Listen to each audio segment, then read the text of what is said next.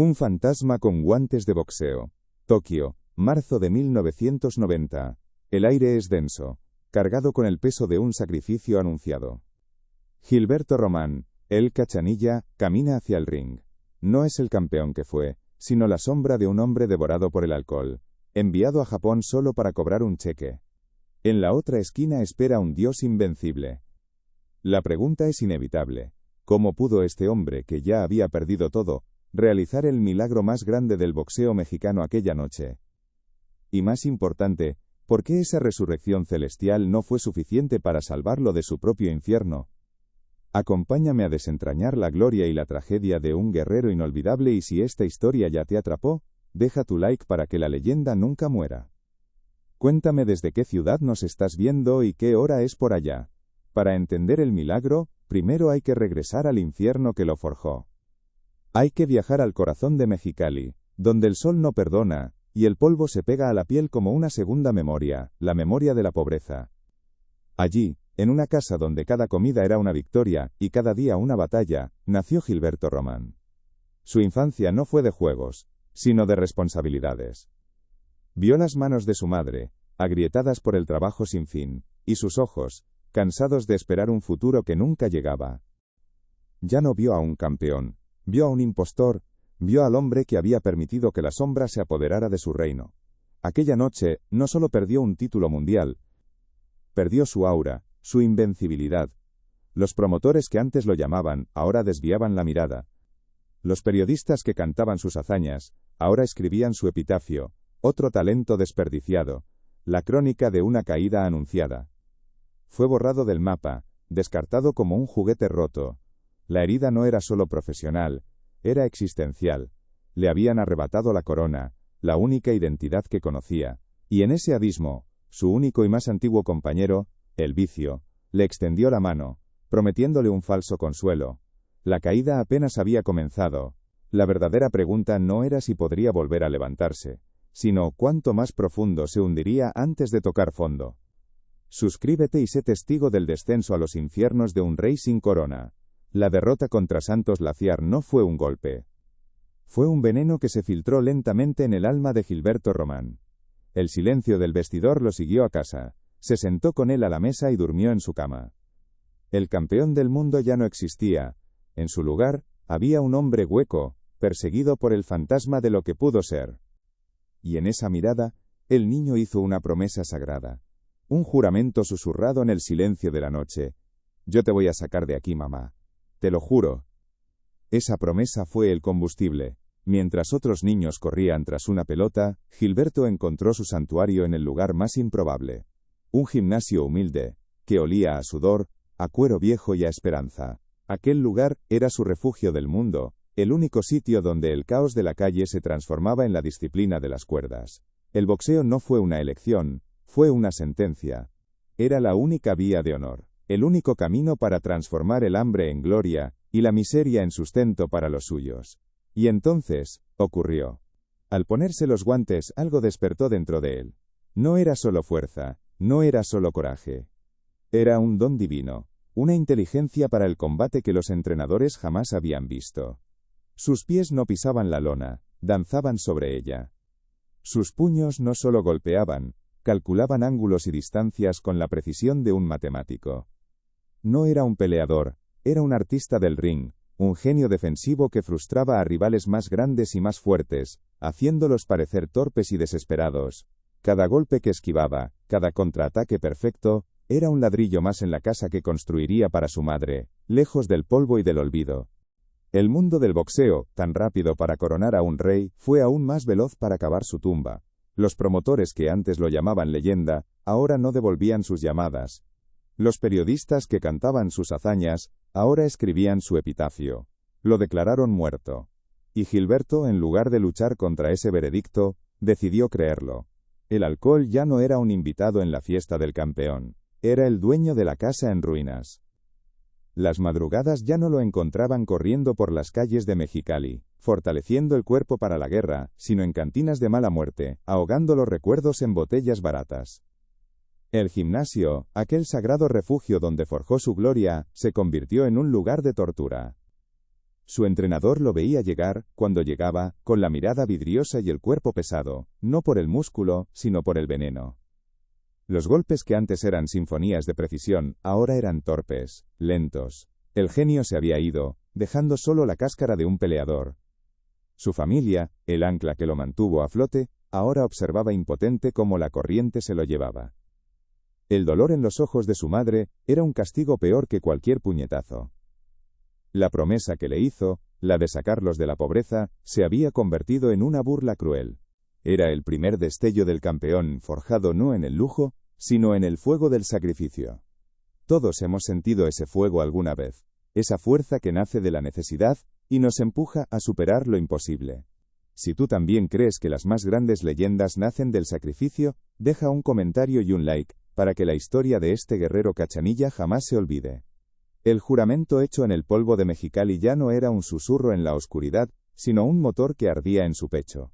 Gilberto Román dejó atrás el gimnasio de adobe y entró en el deslumbrante y cruel mundo del boxeo profesional. Las luces de las arenas eran más brillantes, los oponentes más grandes, pero el ring seguía siendo el mismo lienzo sagrado donde él era el único artista. Sus primeras peleas no fueron batallas, fueron recitales. El público, acostumbrado al guerrero mexicano que intercambia golpe por golpe, que se baña en sangre para honrar a su bandera, no sabía cómo reaccionar ante él. Veían a un fantasma, un espectro que se deslizaba sobre la lona, un torero que con un movimiento de cintura, convertía la embestida furiosa de un toro en un suspiro de aire. Sus rivales lanzaban golpes al vacío, sus puños cortaban el viento mientras Román ya estaba en otro lugar, preparando una respuesta precisa, quirúrgica. El dinero se iba tan rápido como llegaba, quemado en noches de olvido y falsos amigos que solo celebraban su caída. El orgullo Cachanilla, el honor de representar a su tierra, se ahogaba en cada trago. Continuó peleando, sí, pero ya no era boxeo. Era un acto de profanación. Subía al ring como una sombra, un fantasma de sí mismo, aceptando combates por necesidad, no por gloria. Cada pelea era un triste espectáculo que confirmaba lo que todos ya sabían. El milagro se había acabado. La prensa lo llamaba el espectro de Román. Un talento desperdiciado, una historia de advertencia para los jóvenes que soñaban con la cima. Lo habían enterrado en vida, y él mismo sostenía la pala. El fondo del pozo no era una derrota en el ring, era el vacío absoluto que encontraba cada mañana al mirarse al espejo, sin reconocer al campeón, sin reconocer al hombre. ¿Qué se siente cuando el mundo que construiste con tus puños se derrumba sobre ti, y el único culpable eres tú mismo?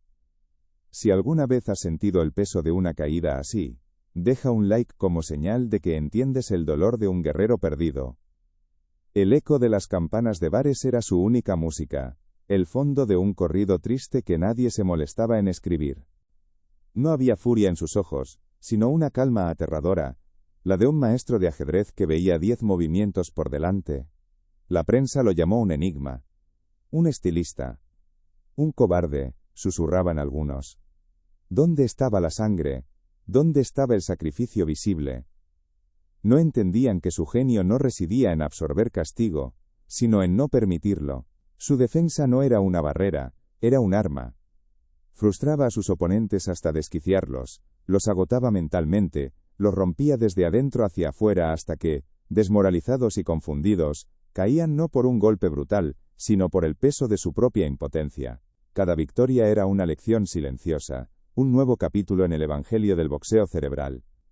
El nombre Cachanilla empezó a resonar más allá de las fronteras de Baja California. Ya no era el muchacho de la promesa, era el conquistador. Ascendió en los rankings de manera implacable, dejando un rastro de peleadores que no sabían explicar cómo habían perdido contra un hombre que apenas los había tocado. Y entonces, llegó la oportunidad, la pelea por el título mundial del Consejo Mundial de Boxeo. La culminación de cada gota de sudor, de cada noche de hambre, de cada oración de su madre. Esa noche, el mundo vio la obra maestra. Durante 12 asaltos, Gilberto Román no peleó, danzó una sinfonía de inteligencia y precisión. Gilberto Román, el genio de Mexicali, ya no existía. En su lugar, había un hombre ahogándose en tierra firme, un fantasma que deambulaba por las calles que antes lo vieron desfilar como un rey. Cada amanecer era un recordatorio de su caída, cada espejo le devolvía la mirada de un extraño con los ojos vacíos. El gimnasio era un templo abandonado, sus guantes, reliquias de una fe perdida. La lucha ya no era contra un oponente de carne y hueso, sino contra el silencio de sus habitaciones y el grito incesante de la botella que le prometía un olvido que nunca llegaba del todo. Pero en el fondo del abismo, donde la luz es solo un recuerdo, a veces ocurre lo impensable. Una llamada telefónica, casi una broma del destino, rompió la monotonía de su autodestrucción. Una oferta llegada desde el otro lado del mundo, desde Japón. Un combate por el título mundial. No era una oferta de respeto, sino de conveniencia. Necesitaban un nombre, un excampeón mexicano con un historial glorioso, para legitimar la coronación de su nuevo dios invencible, Hiro Kenshiro Teraji. Gilberto Román no era el retador, era el sacrificio. Le ofrecían un último cheque para ser la víctima en el altar del sol naciente. Cualquier otro hombre en su posición se habría reído, o habría tomado el dinero para hundirse aún más. El campeón, un noqueador temido, se convirtió en un principiante persiguiendo una sombra. Al sonar la campana final, no hubo duda. El brazo de Román fue levantado, y, en ese instante, el peso del mundo pareció caer sobre sus hombros. Cayó de rodillas, el rostro bañado en lágrimas, no de dolor, sino de una emoción demasiado vasta para ser contenida. La promesa estaba cumplida. El hijo de Mexicali era el rey del mundo. Había conquistado la cima, el lugar que le prometió a su madre, el pináculo de la gloria. Pero en el boxeo, como en la vida, la corona es más pesada que los guantes. La soledad del trono es un abismo, y los aplausos de la multitud pueden convertirse en el canto de sirenas que te guía hacia las rocas.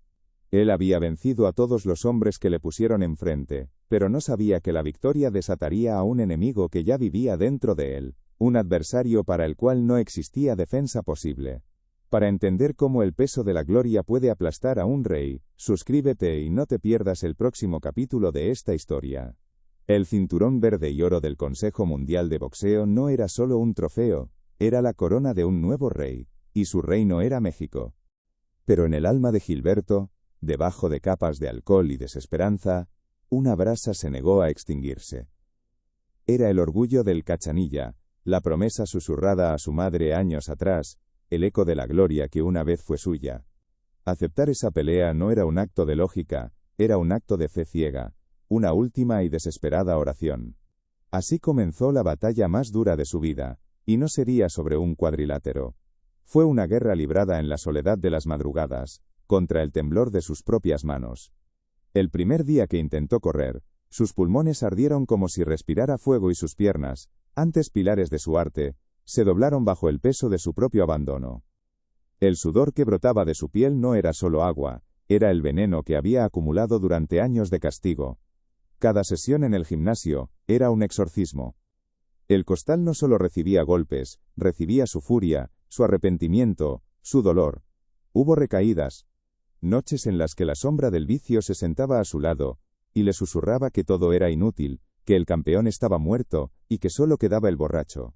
Noches en las que estuvo a punto de rendirse, de volver al abrazo fácil y destructor del alcohol. De las cantinas polvorientas de Mexicali a los salones más lujosos de la capital, un solo nombre se pronunciaba con una mezcla de asombro y devoción: Gilberto Román. El Cachanilla había cumplido su promesa, y ahora, el mundo entero se arrodillaba ante su talento. Su reinado fue una sinfonía de dominio. Cada defensa del título era una obra de arte, una lección magistral de boxeo, que dejaba a los retadores, hombres feroces y hambrientos, humillados y confundidos. No los noqueaba con poder bruto, los desmantelaba pieza por pieza con la precisión de un cirujano y la elegancia de un bailarín. El ring era su lienzo, y sus puños los pinceles. La gente no iba a ver una pelea, iba a presenciar una cátedra. Se convirtió en el ídolo de los que no tenían nada, la prueba viviente de que la inteligencia y la astucia podían conquistar la fuerza bruta. En Mexicali era más que un campeón, era un dios local. Su rostro estaba en los murales, su nombre en las canciones de los grupos norteños que tocaban en su honor. La fama y el dinero llegaron como un torrente, una inundación que barrió con los últimos vestigios de la pobreza. Era generoso hasta la médula, un rey que compartía su botín con su gente. Las fiestas en su honor no duraban una noche, sino semanas. Pero cada vez que caía, algo lo levantaba. Quizás era el rostro decepcionado de su familia en su memoria, o la imagen humillante de su propio reflejo. Se aferró a esa oportunidad como un náufrago a un trozo de madera en medio del océano. Lentamente, dolorosamente, el boxeador comenzó a emerger de las ruinas del hombre. El brillo volvió a sus ojos, no con la arrogancia del campeón, sino con la determinación sombría de un sobreviviente. Viajó a Tokio como un fantasma. La prensa japonesa lo ignoró, los expertos lo descartaron. Era una nota a pie de página en la historia de la coronación de Teragi. Nadie vio al guerrero que había renacido de sus cenizas. Solo veían la ruina, el excampeón acabado que venía a cobrar su último pago. Y entonces, sonó la campana. Aquella noche, en el Korakuen Hall de Tokio, el mundo no presenció una pelea de boxeo. Presenció un milagro. Por 12 rounds, el tiempo se detuvo. Gilberto Román no subió a ese ring a pelear. Subió a pintar su obra maestra. No hubo furia desmedida, no hubo golpes salvajes. Hubo arte en su estado más puro. Se convirtió en un espectro, un torero danzando alrededor de un toro furioso e impotente. Cada movimiento era un verso, cada esquiva una nota musical. El alcohol, que antes era un lujo, ahora corría como un río interminable. Se rodeó de una corte de aduladores, de amigos de ocasión que brindaban por su grandeza mientras vaciaban sus bolsillos. Gilberto, el hombre carismático y de sonrisa fácil, se sentía invencible. Y lo era, dentro de las 16 cuerdas. Allí, su mente era un arma letal, su cuerpo, un instrumento perfecto. Era el rey absoluto de su dominio. Pero cada noche de gloria, cada botella descorchada, cada aplauso ensordecedor, era también el eco de una cuenta regresiva que él no podía oír. Se había acostumbrado a la victoria, a la sensación de que nada ni nadie podía tocarlo. Su talento era tan inmenso, tan natural, que comenzó a creer que era inagotable, un pozo sin fondo del que siempre podría beber, sin importar cuánto descuidara el manantial. Era el rey del mundo, un monarca en la cima de la montaña más alta, admirando un horizonte que parecía no tener fin. Había conquistado a todos los adversarios que le pusieron enfrente, había silenciado a todos los críticos. Pero en la soledad de su propia grandeza, mientras el mundo celebraba su nombre, una pregunta silenciosa comenzaba a tomar forma. ¿Qué sucede cuando un rey, que ha derrotado a todos los enemigos externos, descubre que el traidor más peligroso duerme en su propia cama y brinda con su propia copa? Frustró, confundió y desmanteló al dios invencible frente a su propio pueblo. La arena, que había entrado rugiendo, se sumió en un silencio sagrado, el tipo de silencio que solo acompaña a lo sublime o a lo trágico. Estaban viendo a un hombre muerto volver a la vida y reclamar su corona. Cuando sonó la campana final, no hubo duda. El sacrificio se había convertido en el verdugo. El mexicano olvidado, el hombre que todos dieron por acabado, era de nuevo campeón del mundo. En ese instante, con el cinturón verde y oro sobre sus hombros, Gilberto Román no solo había vencido a Hiro Teragi. Había vencido a la botella, a la depresión, a la crítica, y por una noche gloriosa, se había vencido a sí mismo. Había salido del infierno para tocar el cielo una última vez. Después de ver a un hombre caer tan bajo y levantarse para lograr lo imposible, te pregunto, ¿qué significa realmente ser un campeón? ¿Se trata de los cinturones y la gloria, o de la capacidad de pelear la batalla más oscura, la que se libra dentro de tu propia alma, incluso si solo ganas por una noche? Déjame saber tu opinión en los comentarios. La luz del milagro de Tokio fue cegadora, una explosión de redención que iluminó el rincón más oscuro del boxeo mexicano. Pero toda corona proyecta una sombra. Y la de Gilberto Román, forjada en el sol implacable de Mexicali, comenzaba a alargarse de una forma siniestra. En la cima del mundo, el aire es distinto. Es más frío, más solitario. Los aplausos de la arena, que antes eran su alimento, fueron reemplazados por el tintineo de copas y las alabanzas de amigos de ocasión, parásitos atraídos por la luz de su gloria. El gimnasio, antes su santuario, su refugio sagrado, a veces amanecía vacío. El eco de sus triunfos pasados era lo único que respondía al llamado desesperado de su entrenador. Las sesiones de sparring se cambiaban por noches que no terminaban, y el sudor del esfuerzo era borrado por el alcohol que fluía sin medida. El campeón, el artista del ring, seguía ganando. Su talento era tan inmenso, tan sobrenatural, que incluso con una preparación deficiente lograba desmantelar a sus rivales. Pero quienes lo conocían de cerca veían las primeras fisuras en la armadura. Veían la mirada cansada, la sonrisa que ya no llegaba a los ojos, el filo de su precisión ligeramente mellado. Él, el genio del contragolpe, no veía venir el golpe que se estaba gestando en su propia esquina. Creía que su talento era un manantial inagotable, una fuente divina que jamás se secaría, sin importar cuánto veneno vertiera en ella. Gilberto Román, el desahuciado, el fantasma, era de nuevo el rey. El cinturón verde y oro del Consejo Mundial de Boxeo volvía a ceñir su cintura, y por un instante, un fugaz y glorioso instante, pareció que el guerrero había vencido a la bestia que habitaba en su interior. México entero celebró, no solo una victoria, sino una resurrección. El hijo pródigo había regresado del infierno con la corona en la cabeza, pero la gloria, para un alma atormentada, es como la lluvia en el desierto, un alivio efímero que no apaga el fuego que arde por dentro. La disciplina forjada en la desesperación para la pelea en Japón se disolvió con el primer sorbo de la celebración. El campeón del mundo volvió a ser el prisionero de sus noches. Los gimnasios volvieron a sentirse vacíos, y las botellas, llenas. El verdadero enemigo, el que no usaba guantes ni subía al ring, reclamó su esquina en el alma de Román, y esta vez, lo hizo para siempre. La defensa del título fue un espejismo. Poco tiempo después, el cinturón se le escurrió de las manos, perdido no ante un rival superior, sino ante la sombra de sí mismo. La espiral descendente, que se había detenido por un milagro, se reanudó con una velocidad aterradora. Ya no había una última oportunidad en el horizonte, no había un dios japonés que vencer para encontrar sentido. El alcohol, que al principio era el brindis de la victoria, se transformó en una compañera silenciosa. En la medicina, para una herida que ni él mismo sabía que tenía. La indisciplina no era un acto de rebeldía, sino el primer síntoma de una enfermedad del alma. Una sombra se sentaba a su mesa cada noche, y él, ciego por los reflectores, la confundía con un amigo. La pregunta que resuena hasta hoy no es si iba a caer, sino qué lo empujó primero. ¿Fue el peso insoportable de la corona, la soledad que habita en la cima del mundo y que te obliga a buscar calor en los lugares equivocados? ¿Fueron las malas compañías, esas serpientes que le susurraban al oído que era un dios invencible? ¿O fue simplemente el lobo que siempre vivió dentro de él, el demonio personal que la pobreza y la lucha habían mantenido a raya, esperando pacientemente el momento de reclamar lo que era suyo? El eco de las victorias pasadas se había vuelto un murmullo lejano, una canción de cuna para un gigante que se dormía en sus laureles. La noche de la defensa contra el argentino Santos Laciar no se sentía como una coronación más, sino como un trámite, una obligación molesta que interrumpía la verdadera fiesta, la que esperaba fuera del ring. Solo quedaba la caída, libre y sin retorno. El final no llegó sobre un cuadrilátero, bajo las luces brillantes que lo vieron nacer y renacer. El destino, o quizás la consecuencia, lo esperaba en una curva de la carretera, en la soledad de la madrugada de un 28 de junio de 1990.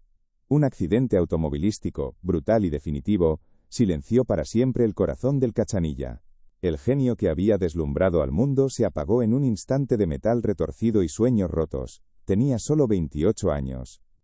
Y así, llegamos al final, a la pregunta que ha flotado sobre esta historia desde el principio.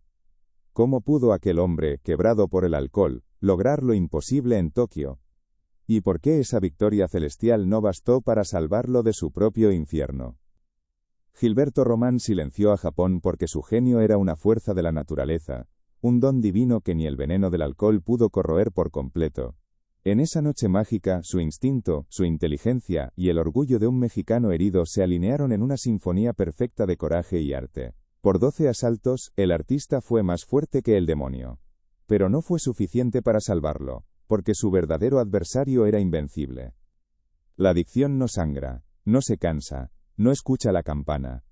Gilberto Román subió al cuadrilátero no como el campeón del mundo, sino como un hombre que llegaba tarde a su propio funeral, con el cuerpo presente, pero el alma ausente, perdida en el laberinto de botellas y falsas alabanzas. Los primeros rounds fueron un espejismo, su talento, esa inteligencia divina para el boxeo, todavía estaba ahí, operando por instinto, por memoria muscular. Esquivaba, conectaba, bailaba sobre la lona como un fantasma de sí mismo. Pero la magia tenía un límite. El alcohol que corría por sus venas no era combustible, era veneno. El cansancio, ese enemigo que nunca antes había conocido, comenzó a trepar por sus piernas como una enredadera. Sus pulmones quemaban, no por el esfuerzo de la pelea, sino por el castigo de las madrugadas. Y entonces, ocurrió. Un golpe que en otro tiempo habría absorbido con una sonrisa, esta vez lo sacudió hasta los cimientos. Su guardia, antes una muralla impenetrable, se abrió como una herida. Su velocidad, antes un relámpago, se volvió un destello tardío. El campeón, el genio defensivo, el orgullo de Mexicali, estaba siendo superado, exhibido, humillado. La multitud, que había llegado para aclamarlo, guardó un silencio incrédulo. Sus hombres de esquina le gritaban instrucciones que se perdían en la niebla de su agotamiento. La decisión de los jueces fue una mera formalidad, el martillazo final sobre el clavo de su ataúd deportivo, y el nuevo campeón. Es una sombra que se alimenta de la gloria y de la miseria por igual. Gilberto venció a Hiro Teragi, un hombre de carne y hueso, pero nunca tuvo una oportunidad real contra el enemigo que dormía en su propia sangre. El legado de Gilberto Román no está escrito en los libros de récords perfectos. El Cachanilla no es recordado como un campeón intachable, sino como algo mucho más poderoso, un guerrero herido. Es el símbolo trágico del potencial infinito secuestrado por la fragilidad humana. Su historia es un corrido triste que nos recuerda que las batallas más feroces no se libran por cinturones de oro, sino en el silencio del alma. Él es el héroe humano, imperfecto, y por eso mismo, eterno. La historia de Gilberto Román es la de un México que crea ídolos de barro y oro, capaces de tocar el cielo con los puños y de caer al abismo con el corazón roto. Hay incontables leyendas como la suya, esperando ser contadas. Suscríbete y acompáñanos a desenterrar las historias de los guerreros que, incluso en la derrota, alcanzaron la inmortalidad. Las palabras resonaron en la arena como una blasfemia. Gilberto no protestó. No había fuerza para la rabia, solo para una confusión helada. Miró sus guantes, las herramientas que le habían dado todo, como si fueran objetos extraños, como si hubieran conspirado en su contra. Por primera vez en su vida profesional, el invencible Cachanilla era un hombre derrotado. El camino de regreso al vestidor fue el más largo de su existencia. Cada paso era una tortura, las cámaras lo acechaban, sus flashes no capturaban a un guerrero, sino a una ruina. El cinturón que ahora ceñía la cintura de otro hombre era un recordatorio físico de su fracaso, de su traición a sí mismo, a su madre, a todo un pueblo que había puesto su fe en él. La soledad del vestidor fue brutal, el silencio ya no era paz, era una acusación. Se sentó en la banca, con la cabeza entre las manos, y el dique de la negación finalmente se rompió. No fue tristeza lo que sintió, fue una ira volcánica, autodestructiva. Golpeó el casillero hasta que sus nudillos sangraron, un dolor físico inútil para apagar el incendio que lo consumía por dentro. Pero la furia se agotó rápido, dejando tras de sí un vacío desolador. Allí, bajo la luz fluorescente que revelaba cada gota de sudor y cada lágrima silenciosa, Gilberto Román se enfrentó a su reflejo en el espejo.